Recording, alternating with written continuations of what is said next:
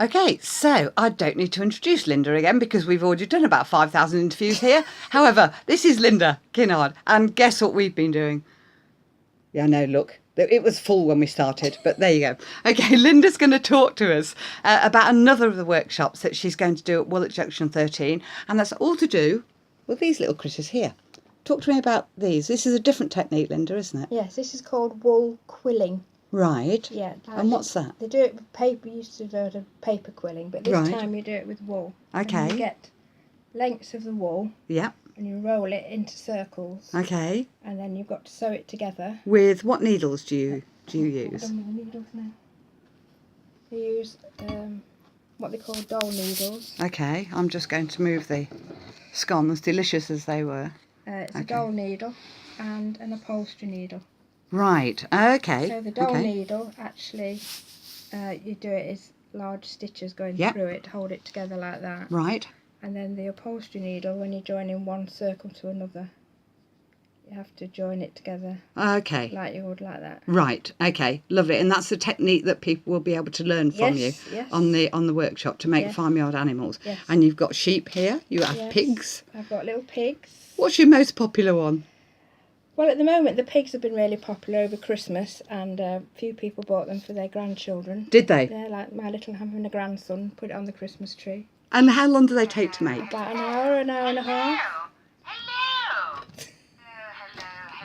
Sorry guys, we're just being interrupted there by my phone. I'm just sorry, gone a bit wonky there. Okay, all right. About an hour and a half. Yeah. And obviously we've done sheep.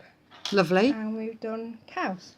Okay. All right, so we'll be able to learn all about doing those. And that's the blanket there, an example of the blanket that you cut up. Blue blanket, okay. Cream blanket, all recycled blankets. Fabulous. Okay, now the reason why we have a large pig as opposed to a small pig, we looked at this before. It says on there, I am not ham, bacon or pork, I am a pig. And here, I notice you've got pigs from blankets. Now, the usual expression, Linda, is pigs in blankets. Exactly. Now, this is obviously a reflection of your personal interest. Yeah. Tell us a bit about that. Well, I've been vegan for about 5 years, and before that I was vegetarian. Right. And when my youngest daughter, became vegan, I started looking into it, and obviously being vegetarian I was halfway there, and looking at the dairy industry. It's not a very, it's a cruel industry. Right. Basically you're drinking calves' breast milk that should be for the baby calves, not for humans. Okay.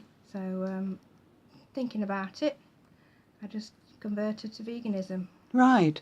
Okay, so this is something, and obviously all forms of wool from sheep and all sorts of things like that. I know we've talked about that, historically, how wool was gathered from sheep, etc. But this is something which is reflected in your work here, which is nice to see that your personal beliefs are carrying over into your so I'm using work. Recycled blankets as opposed to new blankets. Right. So hopefully not paying into the industry. Right. Okay.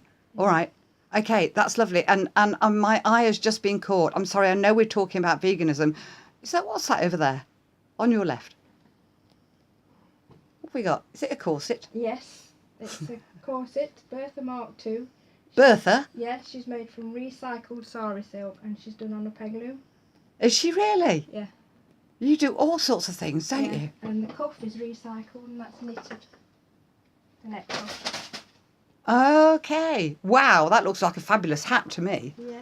I just see you in that, Ingrid. I'm going to have to go home with that. Would you mind going out of the room for a moment?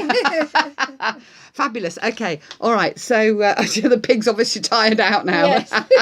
Exhausted.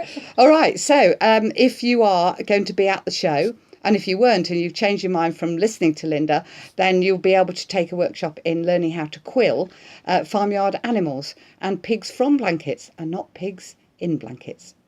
Thank you very much, Linda.